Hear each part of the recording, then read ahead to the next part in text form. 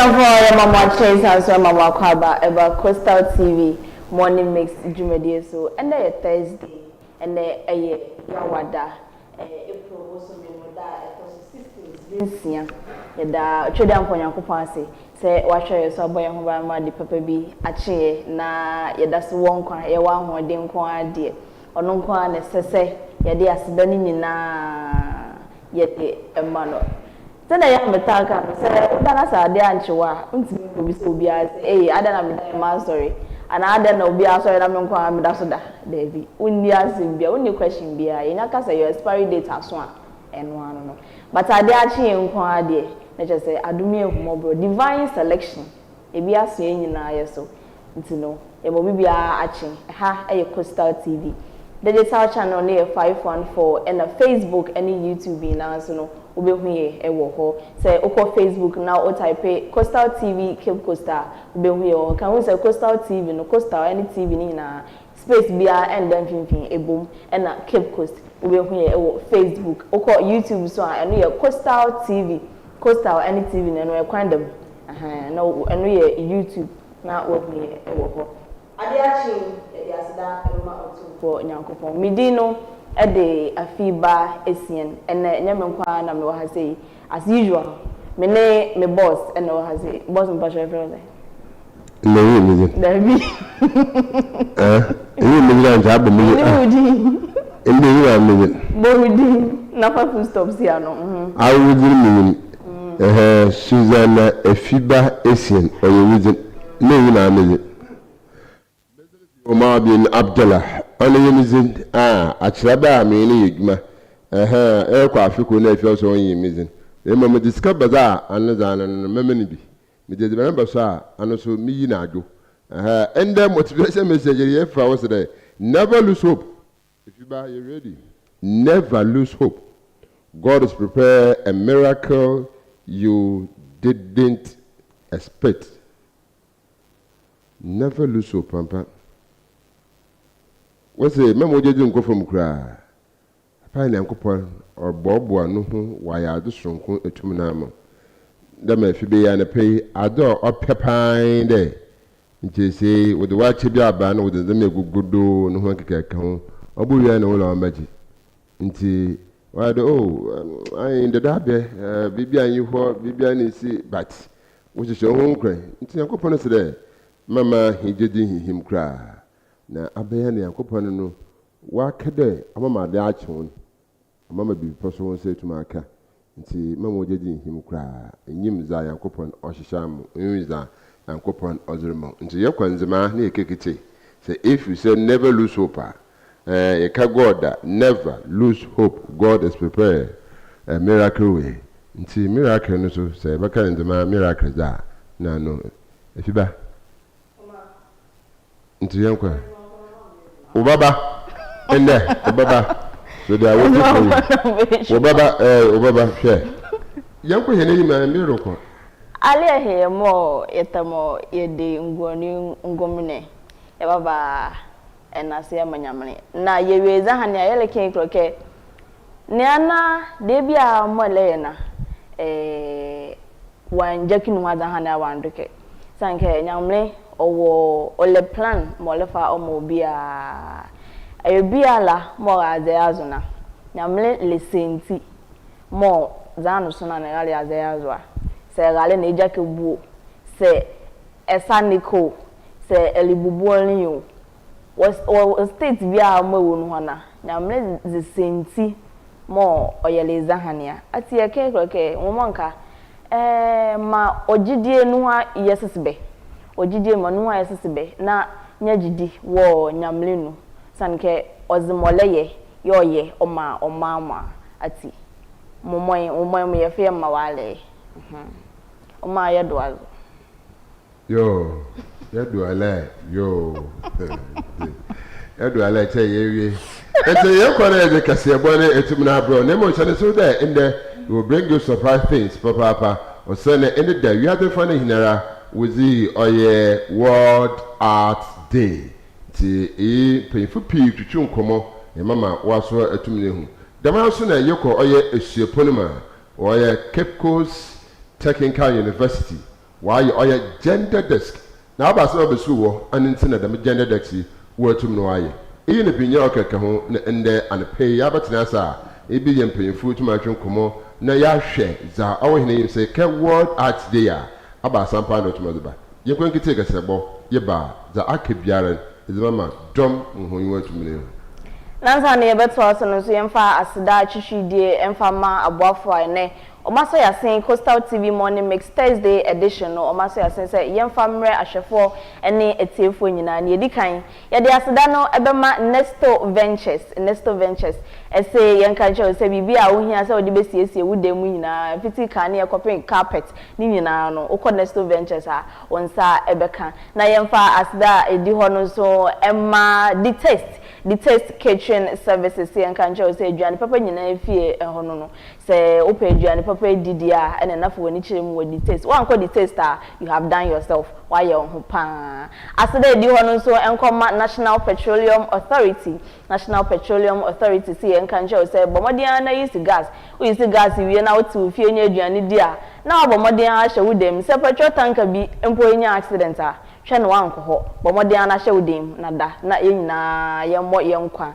ehun ban asida edi ho no so enkoma the sell gift shop so say enkan che say gift bia chede bia wo pe ede ama wadamfo unua bi odofu bi no ukọ ha onsa beka na waye no fefe na ayefe asida ni bi mo nso enkoma Men's hardware or to insafre mason for carpenter for mo amoto tiles mo amoye plumbers obi a emfanani enchemu Men's hardware and say bibia wo hia be mo adwuma no SCP na ye o customers fe na de bia mo afre o sabra be ye adwuma no e wa Men's hardware kona kokwaje odie na bibia enye fine aboafo yi ene ye de aseda no ebema wo mo na yaka ne sanso anene nsem ba ku mienu bi a yensa aka na ofi ase na yeba be chechim meba be biebie so ama wonso wanya onho ente ase ne yedi kan no yebe ko abra na Coastal TV etu anamo ene adwadifo a ewo ho ne adetonfo ne omo taade a ewo ho akodi enkomo no efa yedada sitina mi adwadie mu eba no inflation ene ne yakeka ho nyina na ene me kosen ewodwom ho yebekwa akotie emu enchiemu enuada omampanyi John Dramani Mahama ebomoden epa adwumedie bi a ode ba be bodwa na so ba be sha ase a ye friend say free primary health care no opa hontoma e de share Ghana for echeche nsemu senti enhu hia se wo se ye saade mpo e wo Ghana ha ni nyina ye de mu nchiemu ye de ebebremu yaka ne sano na yensha ase ewo abrase ne medin kan no se no enema bebre ariata so say inflation ekosoro na inflation ekosoro no so diesel prices any petrol prices mecho fuel in general ekosoro na akosoro no se ni say fuel de yade bia se nya kosoro pe affect all sectors economy nyina etimi affect no enintini ye adwen say Coastal TV yemfa ye ni hyemu ewo edwom na yenko ye ne adwadifo no enkonko di nkomo driver for enso ka ho na ne edi kan no ye ko adwadifo ne nchen ene ye bi so omo say emo na moton ade ni ma bebre ena esi fuel price akosoro ya adetofo enso ka say eni mabo ayeden no mo so modwen ho sen na eye nokre anaso say enye nokre nipa bebre eka nyema bebre nso e de share Coastal TV enti no yentie amane bono ne ewo mu ankasa for mo share Coastal TV say no ye wo abredwam ayene adwadifo ne omo taade no eba bedi enkomo ne ye botaya ESSIEN so no ye pese ye hu sane edwa no esi eko esan se na nsemu no ye hu se fuel prices and say fan wo bo no ekosoro diesel ni petrol na ekosoro eba ne sanso a eka all sectors eka trading se wa akwakoto wa wo taton ni nyina no eka omo enti no ye pese ye hu se ayen bia no ensesan bi aba se eba no adeton niema bo no ekosoro anaso se bebi egina enegina anaso se ekofom ni nyina ye pese ye hu nti ene adwadifo ebedi nkomo mo ton ade no mo to nyina ne mo ebedi nkomo the foreign prices on shada and kosurupi but market now no onye first near 65 70 na 75 but say ye were 50 ye were 55 near was 60 65 or 70 or but on our son first nama a bonnet. And your price in the motor not about oil price na why the walk was kakra. Fry talk gallon one price now cost kakra. At first not on 480, but this year walk away could do 550 25 liters. Mostly some tech now your supply are there. Enti e wona wo kokofa na mutuma Arabia rice na adno nkosuru mutuma nshida Arabia fuo na wa ma oyo na akwa ebia oyo na wa short ntina wa akosuru because price na rice price na adindanu mo bi oda na oda wa bofum kakranti bebi o wa no tomatoes na pepper na adindi na na kokofa lorry firm the oil because tomatoes dey ebitumba loka dey Accra otumuto konko we bia 70 than 50 cedi because I never ordered 100 cedi because I never got a fight for car that 20. So my one price tomato price in down was no was some sort of dry season in tea. Tomatoes and shilani one pepper and garden next now. And trouble could go 30 million. First 93 million or 2 million and 30 million. Trouble I want a million other bar. Tana Benabonos or also not so bar. Go to Kubu at 300, 200, 500. Name was Wakwa. If you turn 20, 25, 30, Biam would defend a cocoa. Be a crowd, we would defeat Togo, no other back crowd. And I cry for Soka for Bayer. Sister, no boys, no boys, Nanka, Sanka, Sanka. At a most me, the member in me, no boys. You want a biam 10 cities, there 4, 20 cities. Sister, rather my wine, I had some of my Nanka Sanka Sanka. Sister, I walk as in the way and a 4 sidumpo. What about Obaka walk a walk or two? What about 10 million, 2 million? I don't walk a wing and I'll follow. What about Wabo 2? Walk up and what touchman? No, what's a bar? Touchman one ala no boy years no, but with Bodre, Abula, Cape Coast, Harmon man, no boy at Sanka Sanka Sanka. Sister, I shall be out with the shaban. One day, the mother, I've been on to, and who are to. Yes, slam one day. Sister, your mamma on to petrol. One to petrol. In your life, ya to petrol. Your mamma soon too. It's one day. Pedder was a son. You, and a compana. Or a bag of Korea 3-5. And there was Ardian 6-5.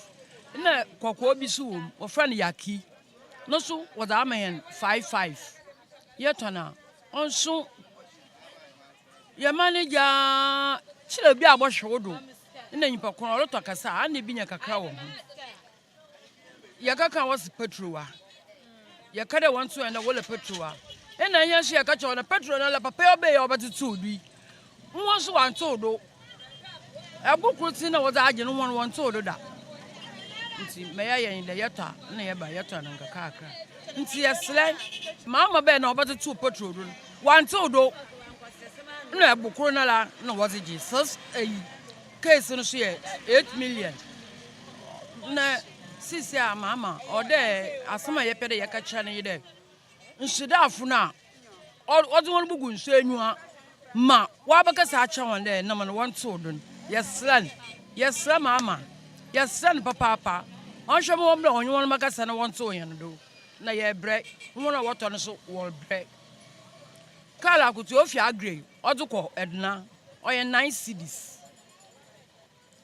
ofi edna junction so sefo totro wodian 7 cedis ya san yakofo taxi ya za kodina inside no so ye 3 cedi nti ya sra won ye san ya papa mama de on hwe na onye den onye hen bibi na ye bre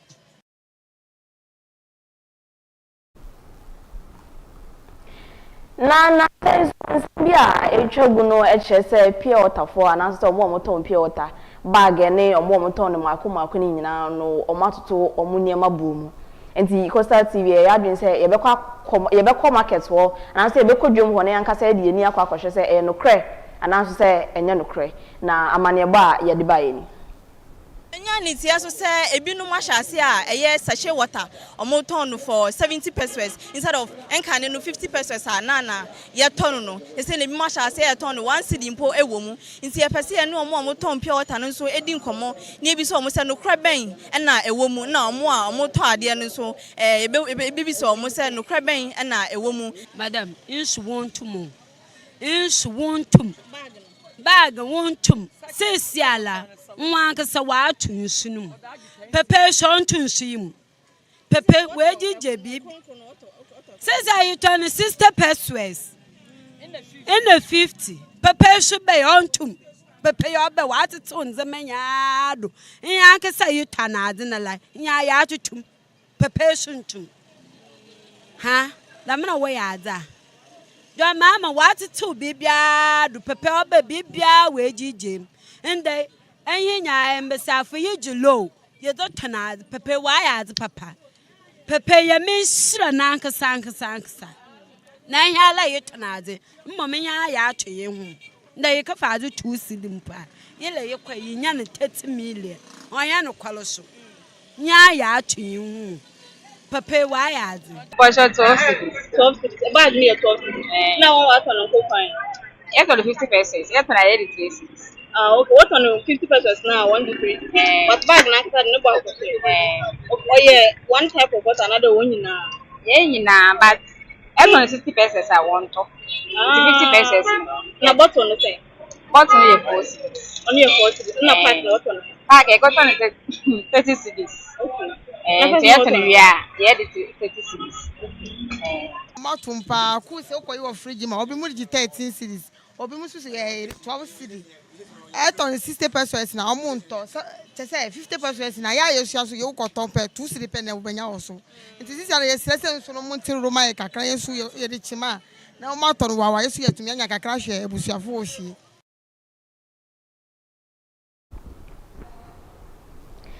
Yewe no na yebowra station taxi stations ahodo ewo market ho no na ye ne drivers for no so ekodi nkita ho na sane ye fi all prices akosri ye pese ye hu ye kwan ye fa so na e ha omo adwuma because fair no so omontu mu baby egina na egina enti no na ye pese ye jo omo adwenche e fa fuel prices no so ho Alinko haye efutu asanadi station some futu as another station. Oh, sister, this is what was first and go from Kakrabas, as a my drivers, sometimes ye Jumaya Casa, Nazi, but Yasha, I made there. If you are able to obey Kakrana to make a crime. Sisi and Boom or Kono, young Kabutum, because actually distance and the Mifiti Futu as a town price, no, actually compare for an ayatona, in the price in Issa. In some Rukwanyama, even as a still a more quan or qua, a book increase in our Kakra. It was easy today over foam. And see, one so young pay for a money. One should know you be Kakram from mine. Never drivers in the eye. Obo said, wow, papa. Because obey Mama, no, obo foreman. Nay, feel you cry, but see, I will pay your cost. At least we pay your point, like a fairness, so what to look at Cradamay. And that's easier. A quan or concern as son of fair baby or down or that. See what my sister and watching. Time of both women. We shall encounter battle by Yana. Yet to low fame, and your soon yet to or no, if you throw up bands and answer die. Or from Joseph, but may a town riding, men Shadani station, town riding and be Juma. Meant the West Opera will increase the fair. But the minimum ne de petrol no what to do. How adwen pa how adwen. Say petrol no what to ma or affect yes because ejuma na ye is petrol na kilometers na ezi ejuma. And it's a petrol no what to ma da mana ina wom de meyinya no sisia emede is a fill me tank ya or 40 liters. And the 40 liters no say what to Mrs. Yana, it's almost like almost 3 cedis. And our bad that means that 3 by 4 and almost like 1.2. And we'll go down there as I'm a fill me tank now order me to account. And it's all but I'm more affect at the end of the day missiles and I'm more profit. For now, I'm as a mente, but if there will be increase of fare now anka oboboa emme mo measure driving as me hu ne there what petrol da esse want of fare no do anytime be a government na another association be release new fare biara no yet to fare no do unless the MBA association and the government on reduce the fare, but once the fare is reduced, we reduce it. From Oboy Running, Ankafo Station, Abra Ankafo Prisons, Mental, Leposorium, Rames Station, and a Juma. Oh, 4 pies on Wakwa by best lab and there, and convention Bibica Kaman. Fuel is Wakwa Soropa and convention Bibica Kamana, and so that was young Tonzano. Kana kafa kana sesi nika ones no na abode abode ntama eye adwuma na iskanya da akotofu ama entuminya oso kakra oso beden sebe oso bedi wo nta ben send the fuel price don hwe na anto de kakamain oh on the next steps no mpanifo no Accra headquarters wo no an so be se da so se aben wo hwe no yan so hwe price no lol fe no ntum kakramain mama ye modern ma wo baham won hwe na wo ma an so yan won kakra nti ye be se mpanifo to so friend de asia gibi kan na ye bre no kware ba ko pe fe ne de ye betum de ye boy ho enya ntum but ye boy ho ye betum sasa ya na ekode ya fe ne ye betum fu ya ne de sisi ado ko soro pa ntan lol fe ne de lo ma itutum nyo ye bilo iye adwuma idini iye adwuma na idini ya akoto petrol skana edian petrol ji more than half so banda ma bibia ayin bu an yenkwa yanyim danti petrol mo yene de la petrol fe no man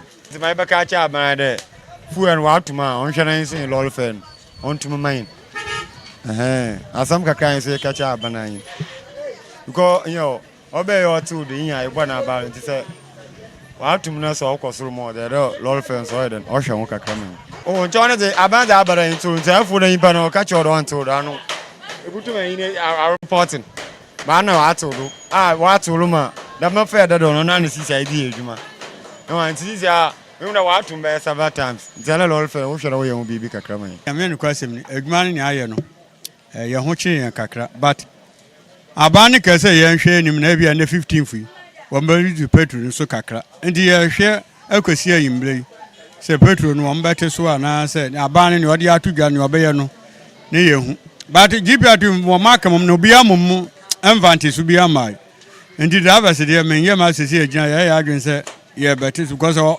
ye yi ni fi baby na eba nti so ni fa bibi ma dia ye ntumi mfa ye pe antum because ye ngada hwe gwa kakra nkwa ye adwuma na la no ndi si father mama plug ase no nti ama ye ya le adwuma ha ye gina ha ne pe mu ambegina yi menye bi nkoi jenanse misi ya no ma se misi nti adwuma ni na la sai na o ma sa tutu petrol nti petrol ni ya hwe because o man pani ba no ya de kakra ni pa de o ya de se o boni mo o ya de kakra but baby ya consider drivers no ye hu kire kakra nti e be se o mala ne transport minister se we kakra bi o betumi so o mo hwe na se tax won tumi yifi so o betumi aboya kakra o mo ya se yen kakra na ye fa hwe ye ne yamba nti ye srala nti yo yen ya adwe se ye tum na mom plus bi ne mo ba dia ye dago ye baje na ma ye de ye mfa ye pe enye bibia wo saa ne ma nche ye mfa ye pe bia ntum to bia ntu fem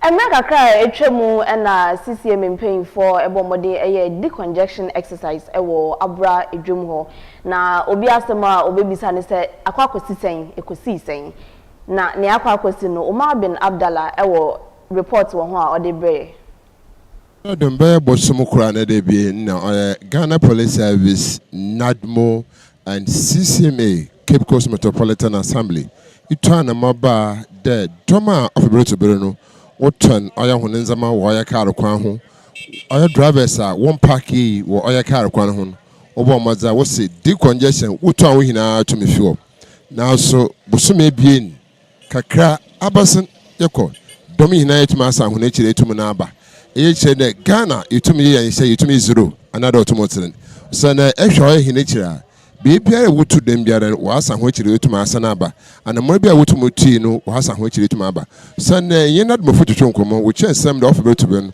obo mo de na fi otum no aboa na fi otum ahwe nkomo amakwan pa etuma aboboa ma hena kwan no da trentwin abomode na fetu mawie pe the maso na Ghana Police Service nkrobata awo oye abra Cape Coast North no so yimpe fotum twetwe nkomo mo cheche nsem mutum kire yin de kwan biare no obomode na fetu no wa aboa ma ekwan no de kosakosa no so etum na aye etuma the maso na Cape Coast Metropolitan Assembly oya hun panyin fa wo Cape Coast North no so awon so bo mo de ba kire hun ade kire nsem de ekwan biare de no ofibere to be no obomode na fetu mo tu anama na so yentum yen hwa oya kwan ho za wotum no wesi doma wotum to ni ha wasa ho kire aba na ma sa ye hwa oya henata bi na doma wotum to ni ya wotum wasa na aba kwana aba foda wotum no wa park oya ho ne hen ni hina etum na asesa wo me de Ghana Police Service wotum ye ho na afamizi but bi sebiri za etum esan de dom na asan ho na kire etum aba bosum ebie ne pio na so ekọ oya bosum esie ye kwa afekure na ba za na botum obisi each said Ghana emprempeze etum esan de ye preyen ho yutan mo bi but why that years are few so few son mezi bia yetumi diyan ni aba abasireko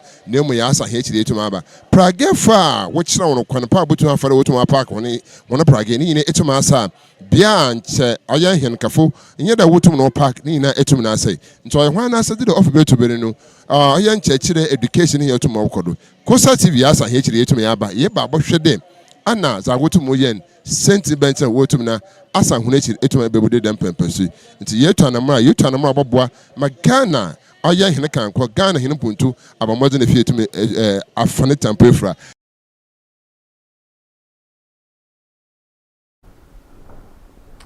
na yedi kan aka fi wo ho asem ni ntino yenyina ha na ene no fuel prices a ewo ho no yemfa nto dwama esiefo ehu ne ekoso enrada ene beto dwa se aban abomode etu anamo a fuel ba no diesel ene petrol ni nyina no wate so nti diesel de no wate so 2 cedis ena petrol de no eye 36 pesos ntino ene fuel prices a ewo dwama so no se wo total energy sa petrol no eye 14 cedis 49 pesos and diesel no 18 cedis 50 pesos.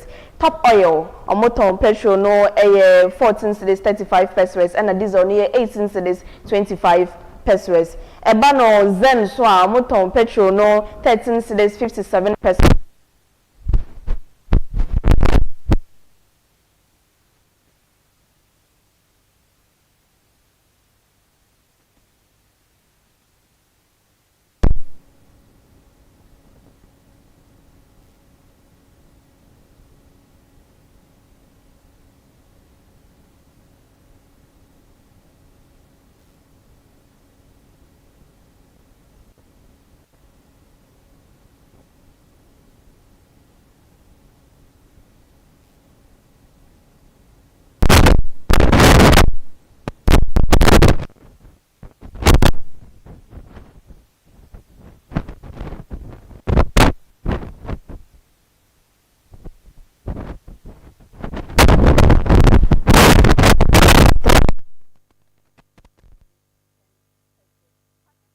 So eton petrol no 12 cedis 79 pesos and diesel no 15 cedis 98 pesos. Now oko baby to say unicorn omonso omode no 11.95 pesos petrol and diesel no 12 cedis 89 pesos. Yemfa petrol so in chatwo hono omoton petrol no 11 cedis 98 pesos and diesel no 12 cedis 98 pesos. Other filling stations so e kan ho okọ Bank of Ghana website no so a ubehu ne aka ni nyina na wonso waboa ho se ufie ekọ adwuma mu anaso se bebia na wahu ne ekọ yaka ne sanso yento akase ebo no so na enra Omanpanyin John Dramani Mahama ebo modern eda adwumadie bi a obehya ase foforo kra ye free primary health care na enra odin nsem etudwa no na ochem se we no ebeboa ema ya yekọ clinics ya yekọ polyclinics empo chips compound no ye benya ayarehwe na eba no se screening na hodo nso anim se Ghana ha no nipa we na nta nkwa ayaresa bia enkonkwo hwehwe omumpom esanse bi mu fi se ne boye din na uwo ska na uye na Omanpanyin John Dramani Mahama se we nyina abeboa ama omanfo atimi aye free health screening ebre no abro no nyina se na be ya se yare bi mpo etetawa ubehu ni ntentem na waso ano. We've been talking about universal health coverage, every country is working to achieve universal health coverage. And universal health coverage is the situation where every citizen has access to quality, affordable care. In Ghana, we introduced the National Health Insurance Scheme, and it expanded coverage and affordability in a major way. But since we introduced the National Health Insurance Scheme, we still have a lot of pockets of underserved areas, especially in the rural areas. And so, for countries that would want to extend the reach so that they can achieve universal health coverage, they include in it the primary health care aspect of it. With the health scheme, normally for most of the health facilities under the health scheme, you see the patients only when they are sick. And so, it's mostly curative. One key aspect of the free primary health care is preventive, to identify the illness and get early treatment before it develops into something else. And so a major part of the free primary health care is the health screening aspect. And we are encouraging that when we roll out the free primary health care, our traditional leaders and our religious leaders will help us to mobilize their communities. At least every Ghanaian must be screened once a year. Every Ghanaian must be screened once a year. And you get the basic screening, and that includes hypertension. So the free primary health care post would have the sphygmanometers so that they can check your blood pressure to see if you are developing blood pressure. Sometimes if you are developing blood pressure, just a change of your diet can take it away. A change of lifestyle can take it away. But if your blood pressure is high and you require treatment, then you will be referred up to the district hospital level. So the free primary health care complements the national health insurance. And so at that level, it's free of charge. You go, the screening, everything is free of charge. If it's a basic illness like malaria, your CHIPS compound will have the medication for malaria. If it's a basic illness like cholera, your health compound, CHIPS compound, or your health kiosk will have the basic drugs for you. If it is a respiratory illness that requires cough mixture or something, you get it at your CHIPS compound. But if they take your blood sugar and your blood sugar is high, you can change it with diet, but if it persists, then they will have to refer you to the district level. And at the district level, you use your national health insurance card to get the treatment and the drugs that you require. So the free primary health care is complementary to the national health insurance. It's not coming to replace it. It is coming to complement the national health insurance. So it doesn't mean that because the free primary health care has come, you shouldn't get a national health insurance card. You should still have a national health insurance card. But at the point of examination and treatment at the polyclinic level, at the health center level, at the CHIPS compound level, at the health kiosk level, you don't need your NHIS card at that point. You just need your Ghana card or any form of identification to show that you are a Ghanaian and you are resident in that community to be able to access health care. So that's how it's going to operate. Now there's another layer that we have introduced above the national health insurance. Let's assume that we discover that you are you have high blood pressure or diabetes, and you get the early stages of kidney failure, renal failure. They notice it at the free healthcare center. They'll refer you to the district hospital. You go to the district hospital. You use your NHIS card. Now, if your illness is advanced and you need dialysis, there might not be dialysis machines in your district hospital. So that's where you'll be referred to the third aspect of it, which is the Ghana Medical Trust Fund. That's the Mahama Cares. And so you will apply to Mahama Cares. You'll be referred to a kidney dialysis center, and you can go and do your kidney dialysis free of charge.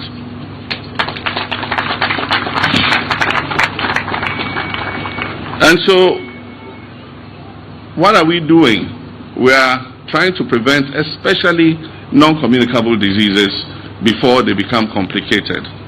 Non-communicable diseases have become the heaviest disease burden in Ghana. Breast cancers, cervical cancers, hypertension, strokes, cardiovascular accidents, and renal failure, kidney failure, they become the highest disease burden in Ghana because of the change in our lifestyle. And so one of the aspects of the free primary health care too will be to educate people on what makes you susceptible to non-communicable diseases, how to change your lifestyle. I mean, if you are the kind of person who likes eating heavy foods, you are not physically active, you are sitting in one place, and yet when they give you your fufu or banku, you say it's too small. You want a big bowl of fufu, and you want to eat it every day. Sometimes you eat it at night before you go and sleep. All those dietary changes you'll be educated on. Please, by 7 o'clock, eat your dinner and don't eat again. If you are hungry, just take some cup of tea or something. Don't eat any heavy food. Banku in the evening, you come from work in the evening, and then your poor wife is tired. Come and do banku, come and stir banku for me at 10 o'clock in the night. Why?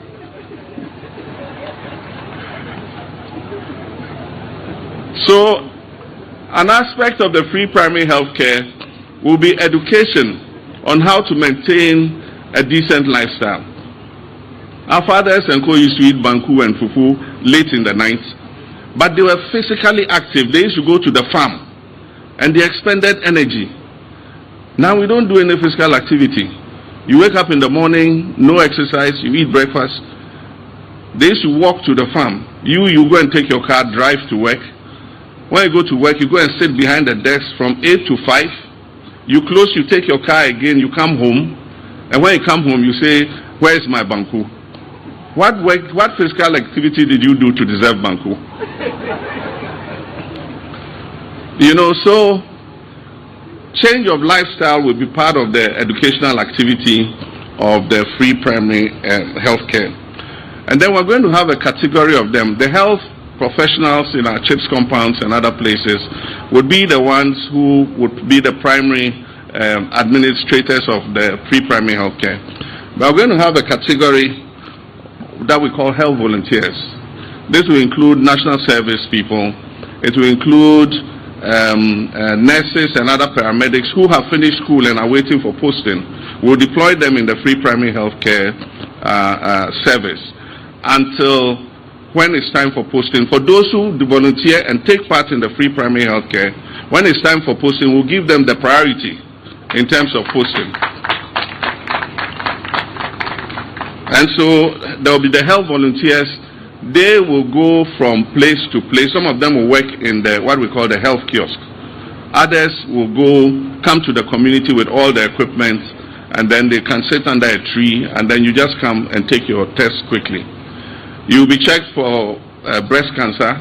They will be trained how to check for breast cancer. They will be trained how to take your blood pressure, measure your sugar, and all that. They have a scale. They will measure to see if you are too heavy.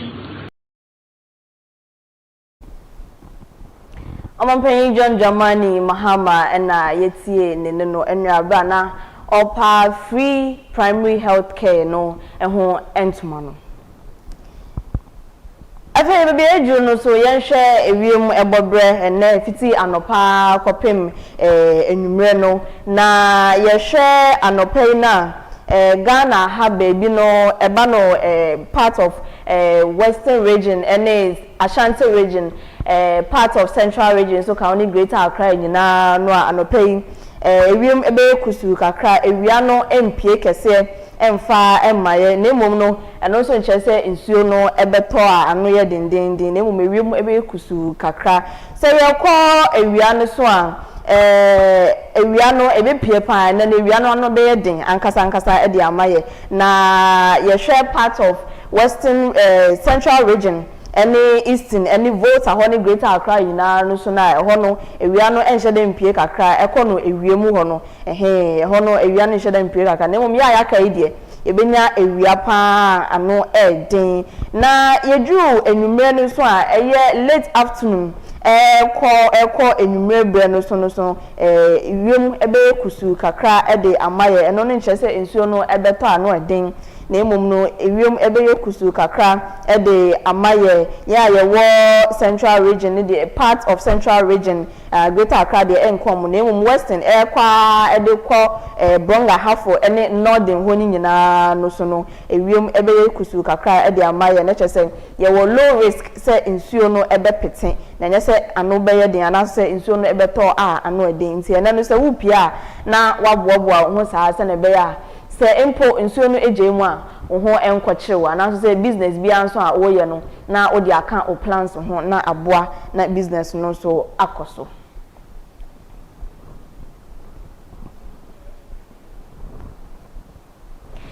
Ashrafa ha na yebegina na Coastal TV Thursday edition morning mix jumedie no ene anopa nsam kakra yeboa no yede brown ha na yebegina na yedi esi na yensa kan de ubon krata ba ku mienu miensa bi e wo fi ase ya yebebo so ama wonso wenhu ne ewo mu nti ye twa ye ho na yakwa aba sesia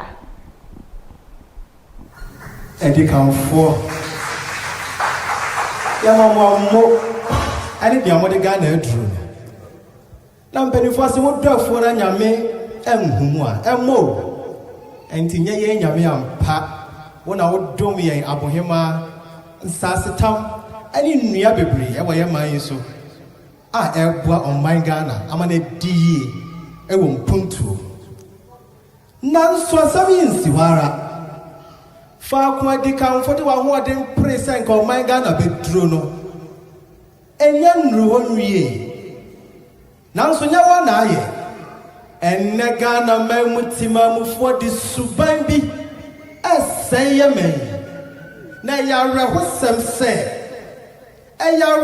se na men to me emfa we yankomi wo mu abra men kasem we adan ya tona ye ntia ka mo fra nyina mo akọhoma suban ye na mafo de se o man Ghana no nipa nyina ye nhwe na Ghana say asem we de dika no penny ampansa matna say media beka asem we dika bia enne meka e de akyere omanfo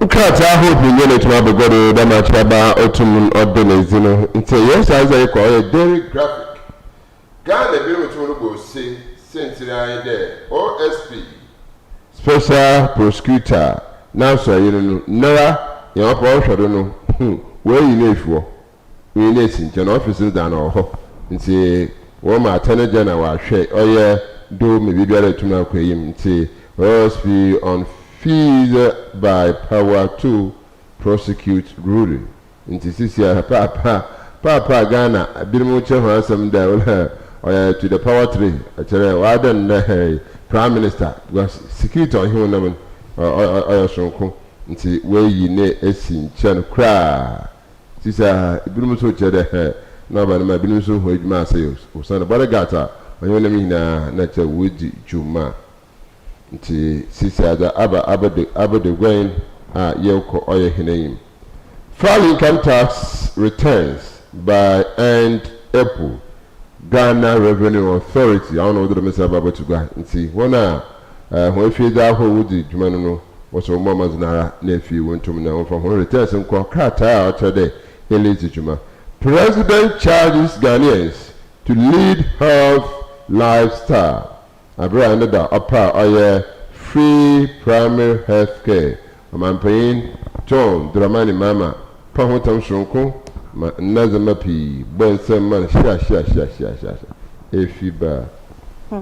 In fact, the Chronicle and so final nail in OSP's coffin. Anti-corruption body stripped of prosecutorial powers, but Ajaben vows Supreme Court battle. Ajaben say we know on German in Kakra because on no better so on your bayra abroad on the Supreme Court. And now Obama Supreme Court I can ask mama no hints. Say mo say mama on ne djuma say ne also you know prosecute corruption on conform mo involve mo in corruption there. And na mo hunu e wo Supreme Court or the assembly ko Supreme Court ma Supreme Court I can ask them e dia ma no. Traditional priests gripe over revocation of Magdan aviation licenses. Traditional paying and say no money abrepa so monti ase. Say Magdan ne aviation juma na we no magdan license e dey free nsem eno no so dey almost say omonti ase kra na enra the Chronicle e dey ansem bi ebetu dwa na oka say IGP abomode abo nipa anaso mo promote nipa makomako edua omo eye edwumaden a omo edwumaden no ekowie se nkofobia na amrobes bia na nka omo pese omo ye enwuma bi ewo tema no saa police for edui etimi eye edwuma masa attack ni na ambaso enra eye we asema enra the Chronicle e de buy na no pay wa publish correction na ochemu a nkofo IGP ebe omabaso no omoye enson 7 na emum no omonye 10 nti no tiefo anasa ahwefo yenyina ye nhye no so say sa nkofo no police for ye bo omabaso no omoye enson omonye edu nti correction na odi aba no meto aso na me the women and leadership asoso na eho no so na ode honorable Agnes na momolate oye minister for gender, children and social protection enfonya babetu was no say Spain Ghana strengthen collaboration on women's education through scholarships. Ochema Spain ene Ghana ina ye de ntuma aba no a ye ba be ma e ma scholarship a be boa ma omu mesua akọ enim papa.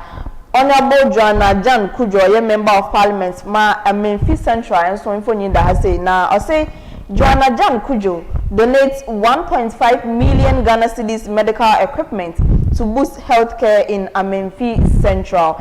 Member of Parliament Emma Amenfi Central Joanna Jan Kujo abomode aye donation e yesuka boten 1.5 million Ghana cedis or the ama Amenfi Central what equipment eye hospital equipment aye di edwuma hospital na ayarhwe ekoso kama no or the ama Amenfi Central se ne be ya apomudin ebesiye ewo ho eno ne ensema ewo ha say na Vice President Her Excellency Nana Jane Opoku Ajima Infonyi da say Ghana declares first marine protected area to safeguard coastal future.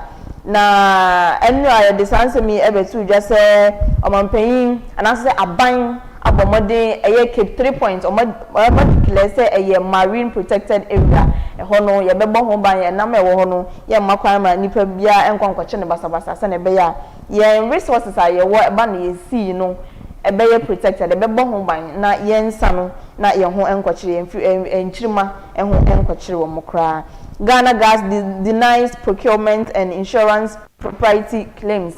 Ghana Gas say procurement any insurance in Sensembia and I say kutupa ne kata se shebia enko so ewo omo akache nti yenyina no yenhu ne se eye entro so obi ebekasa asem no etwe ya. Honorable Elizabeth Ofosu-Jare, Oye Minister for Trade, Agribusiness and Industry, balancing compliance in trade, stakeholders chart way forward on free zones directive. And even though yena yaji to me say Africa no, aye visa free. Say open say movie enko any African country, most of the African countries now here visa now they are called. And no amakwaya free zone trade. I just say ubetimi any other African countries adi ejano koso papa nemom no Minister for Trade say yemmo modern say yebema yebedi emraso na yedi nemo egu akwama ebeboa even though ye dija nemom no enkoba ne say ekowiase na obi hu akoka edwemu anase obi hu akoche no anase asem bi akoba nti no yina yenhye ne so esa women and leadership anopay wa present women no papa Omar. The daily satellites stop attacking our men, MPP, and our cultural area abandoned. But I said, Kwana AFIBA, Otito, Hofa, on self photocra, Osena, Obama, Sama, Obiara, Ndona, Kwana, Ottoman Casantaban, so I about Academy of Ottoman, Bahana, Sayada, Obajatum Kra, into the General Secretary, the Administrator of MPP Party, and other than Ministry, able to out to grant. High Court scripts OSP off into CCR seminar agent Canada into OSP no power out of the judgment. Why do you finish some show? A good answer to cry the only chant na our phone to my own shadow. We will pay you back in 2029. The minister is so if you people are sorry. So, when you are you would share on a cover papa justice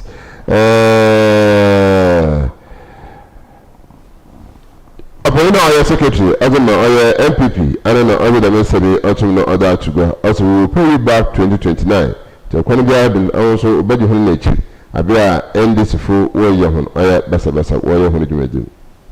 The dispatch and yede etwaso President Mahama cautions against late night eating as Ghana tackles NCD crisis. President Mahama anopay news na yede bremo eba na all lunch free primary health care no and wotu Ghana for nyina wotu ye say anadwedidie no adoso say na say come do na pese wondi bibi anadwo at least biscuit bi na odi apata ukom na wada na 12 am na we di banku 12 am na we di kokonte na we di fufuo enyina yentwe ho emfiri saade no ho na emwa kra eno ne caution na say kokoba President Mahama or the mayen 6 leading members battle to be national chairman of the NPP. Who wins? Question mark. Ochemu a nipa nsia na eyi omuti se omupese yeto omuso aba na omubeye NPP national chairman obi a se ope na hwan na ebedi nkunim. Question mark eda ho. IGP promotes 7 police officers after deadly anti-robbery operation. In Summer Chronicle, the same thing and the dispatch. So they are say IGP a promote and also our police for and soon be abaso. Say ometimi di ejuma esweni ama robbery attack bi a nkofo bi plan ye no antimi ambemusa ama wo Vice President Prof Jane has a very good chance of winning 2028 elections for NDC PNP Guru. And all kasa say so Vice President ni jina ye na or chance papa say 2028. So your president obetimi anwini presidency no e de ama NDC for. And only in summer the dispatch anopay or the aba. National Petroleum Authority eto no say buguda okosantimantom ibinu a wodi from a good day and say fango o for kwarbon do otomoton no was campaign no the ekigina we santimantom a o church nsem tro aye nazumba free primary health care yaga odu baby or national health insurance to me for man pay no to work Nemum was about Babua, maybe there is a 2-minute a what's the original House of Chiefs? Honorable Amma Kofi Bua. Say, I know you think I share no. All of our pro I could do and the mantum. Abra Ayahi for her and Chunkomani, whom the minister will be tracked there. I couldn't hear on the other point to automatic Mahife. Be sorry, so I didn't say more sorry until each day. Or Pinkabon Papa, if I had found 15,000 brain into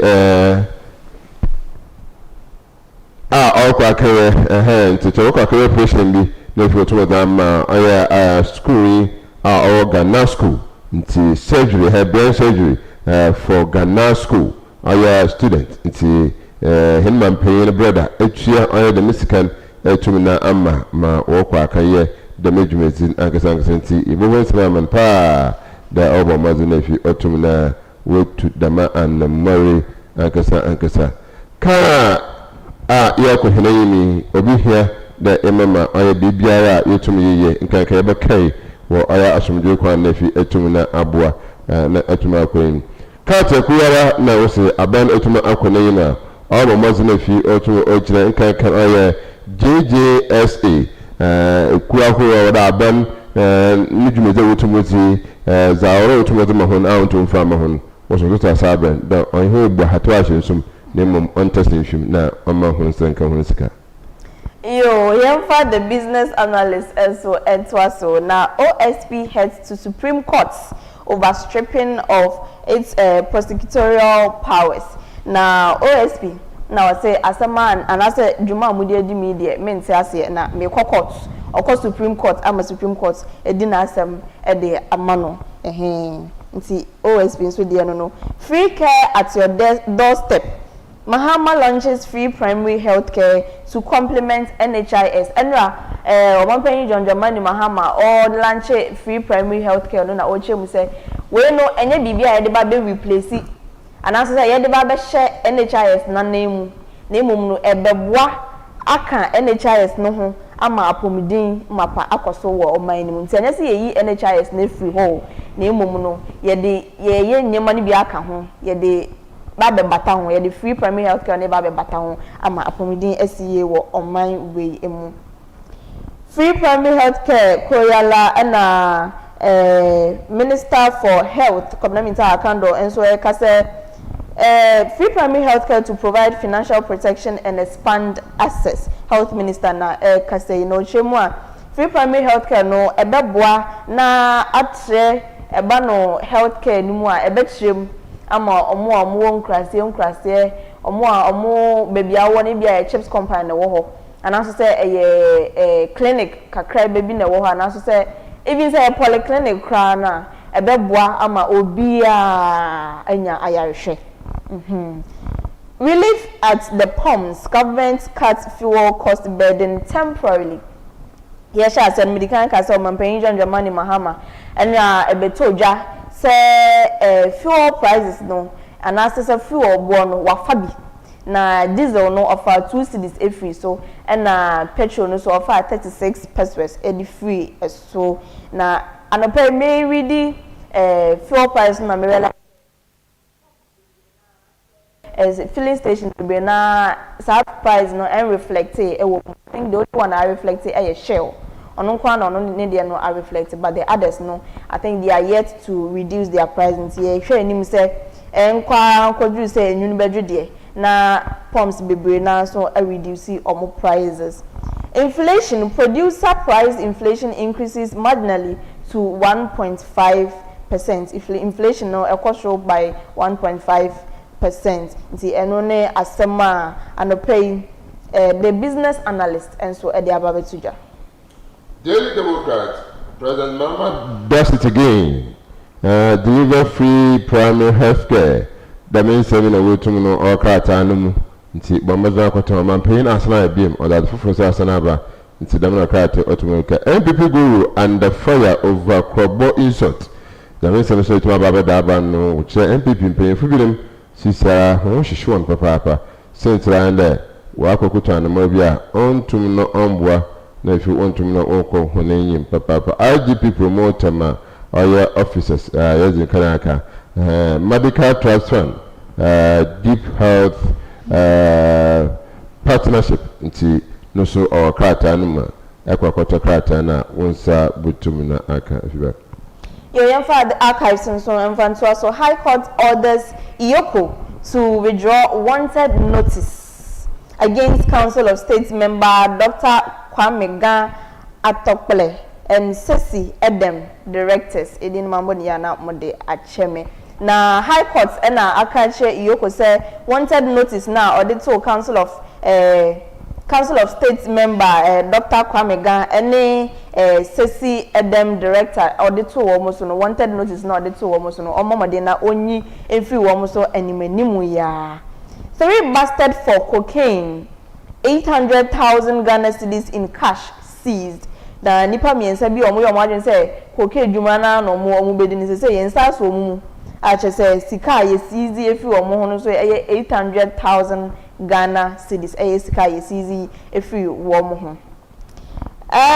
Medical Trust Fund strengthens partnerships ahead of roll out. Medical Trust Fund and omo etwana mo se na ebe ya trust fund no dwuma e ba se e ba bedi no e be koyie e wo oman ni mu ina enim se we no eye for chronic and also say yare emu odin ankasa kidney failures dialysis ne cancer chemotherapy ni ne ekran ka ho nyina no eno na eye dwuma medical trust fund ne se e ba bedi ntino e beboa ama fund no dwuma e ka se ba bedi no etimi edi na edi ni ye Bakpo chief linguist declared wanted.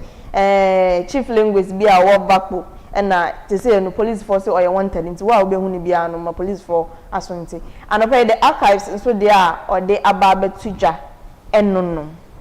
The campaign campaign free healthcare nara ana nkata no pi which is him no fi otum no orkayim to obo nsem ko mama campaign.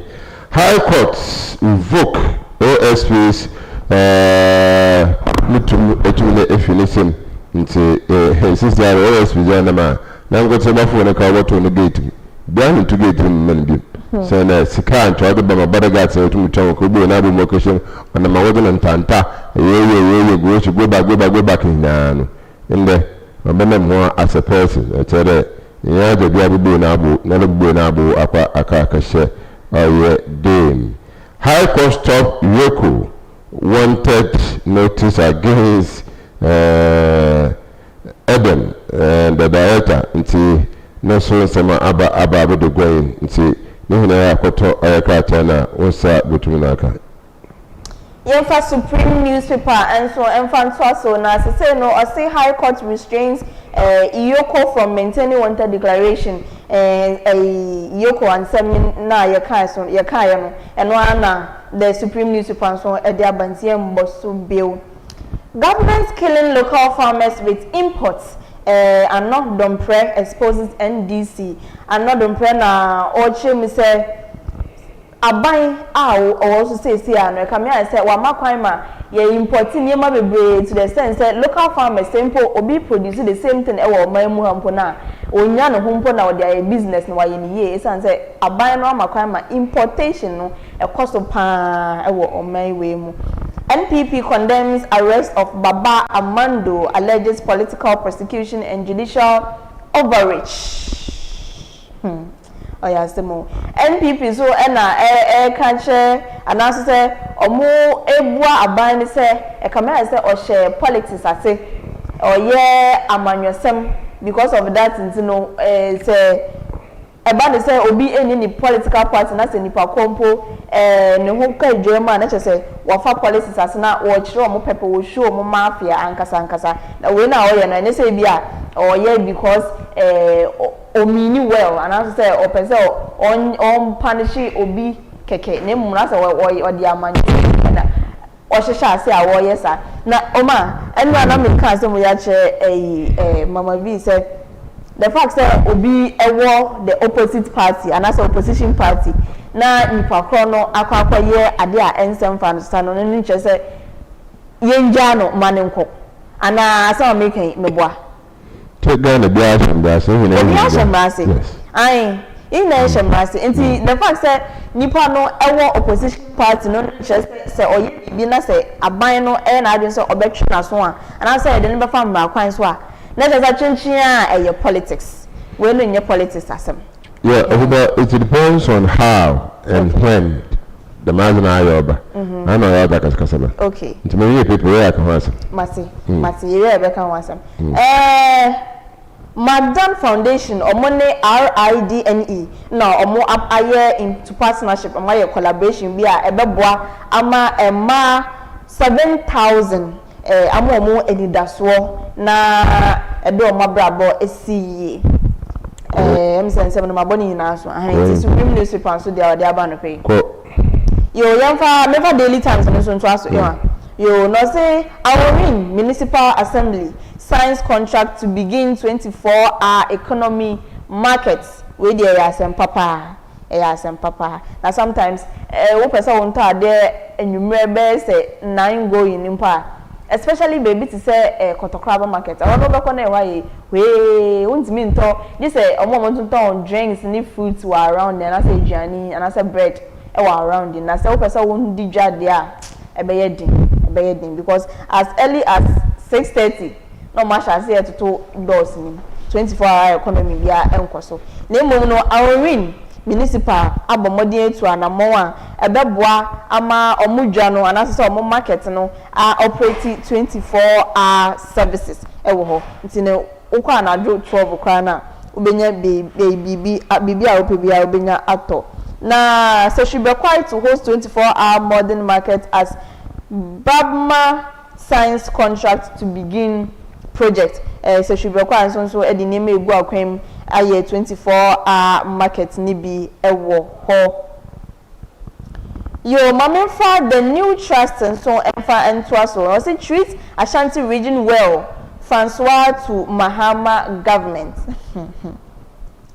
Dr. Francis Adomako Francois oye Ashanti Regional Secretary hopeful just say yan to aba emano na ochemu a abaya otisi omomode na on treaty Ashanti region Ashanti mantem yie pa on treaty ni yie na senti a wakasa no de me sure say krata no ebechiem say wunye bia government absorbs 2 Ghana cedis per liter on diesel and 36 pesos per liter on petrol for 1 month. There's a temporarily no say the new trust so we say 1 month.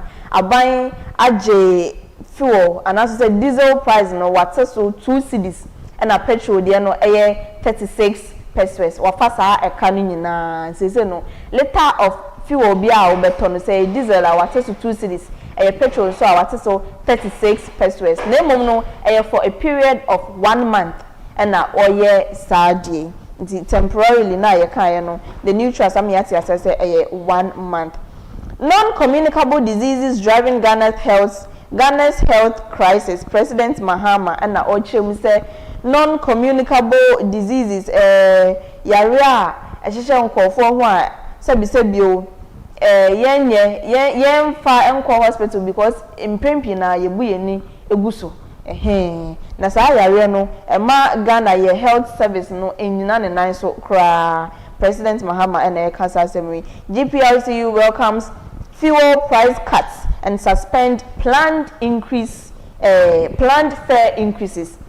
GPRCU kanena petrol and as a fuel price na kwa so no amoyo margin san ke bia ombeto fare price no mu kakra na emom no sese no omochire mu se esan se aban ate fuel price no so no omo so omo fare no omo margin san kom betum no omo atwe asensen sese no omo anya antum biu ekopem se bia besia akosura because suspend the ninja so we yefi ho e bia ekosura on besan antum but sese no animanimu ya de omo atwe asensen. AFIBA am there baby edu kate ya hana izibugu na the OSP is why champion man baby odi mo akotire baby o sense aji baby na I'm sure I never saw the na samro kokoti So buhu na yo. Say high court na say o court supreme court na nkasama supreme edi na asama. Say won so anye ya na say ehun say last ya na enye yi. Jami mpanje chabaka akatiro. Embe na nka be na ba kire nti nka atero mpesa ha na EDBC na yabasha hinkuma bwana ase na fi yetum na yakọ Dr. Abba fi CCTU Dr. Abba ebobo nkoma na abo doctor na watum Abba nti ebobo nkoma pa CCTU chirense ma wonye oye gender desk na gender desk na aba asamba ho ma desk no so etum na Abba cancer nti ye dan wosuma ba bi na yakọ akọhwe oye the gender desk the gender desk na yi payinfo etum na abotwitwi oye nkomo ankasa ye ze na yo mbra ye ba ko ye na